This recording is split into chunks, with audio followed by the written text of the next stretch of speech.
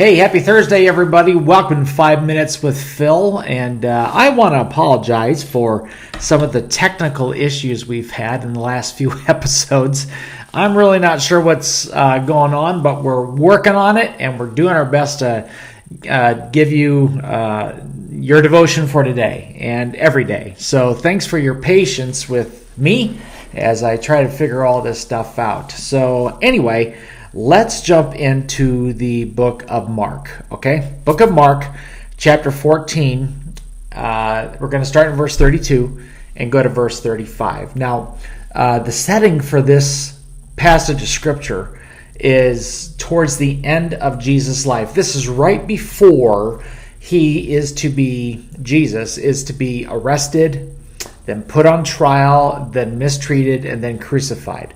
So it's all kind of coming down to this here, and Jesus finds himself at a garden, and this was a familiar place for him to go to pray. And I want you to follow along with me as we read this, because I think there's a really, really important truth for us to grab onto. Follow along with me here, and let's see what it says. Verse 32 starts off, it says, "They went to the olive grove called Gethsemane, and Jesus said, 'Sit here while I go and pray.'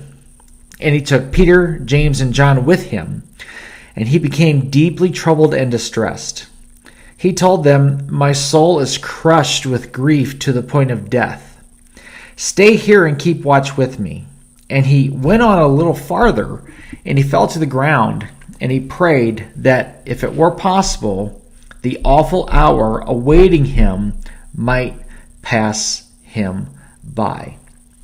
So much here to unpack. And I think the first thing I really want to dive into is the fact that, you know what, Jesus felt some very real feelings. Jesus felt some very real heavy stuff when it came to dealing with what he was going through at that time. He knew that the difficult of an experience that was going to be for him, not just physically, but emotionally, mentally. I mean, in every way possible, it was going to be very difficult for Christ. And what did Jesus find himself doing? He was in this difficult position, and he found himself praying. And what a huge example for us. Okay, when we're feeling some really strong emotion, okay, and again, Jesus himself said that he felt so much grief, it was almost to the point of death. I mean, we're talking a really low point for Christ. And he prayed. In fact, he decided to have 3 of his closest disciples with him. Now, if we know the story, we know that they fell asleep while he was praying, but let's move beyond that for a second.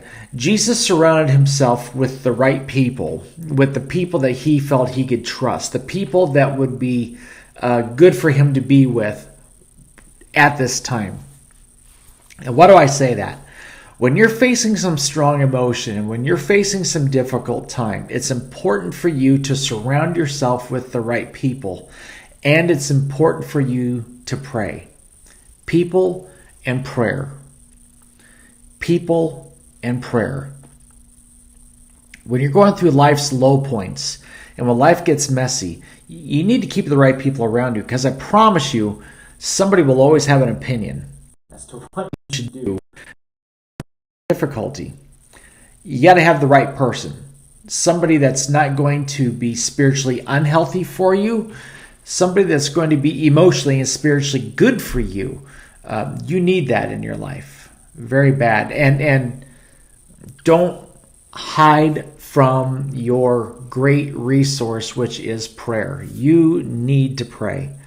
You need to make it a point to ask the Lord and be brutally honest with him. Ask the Lord whatever you need to ask, and give to the Lord whatever you need to give. And so I guess I speak to anybody here today that might be facing a low point in your life right now. We don't minimize that here, not at all, but surround yourself with the right people and don't neglect prayer because you need both at this time. Okay, gonna let you go.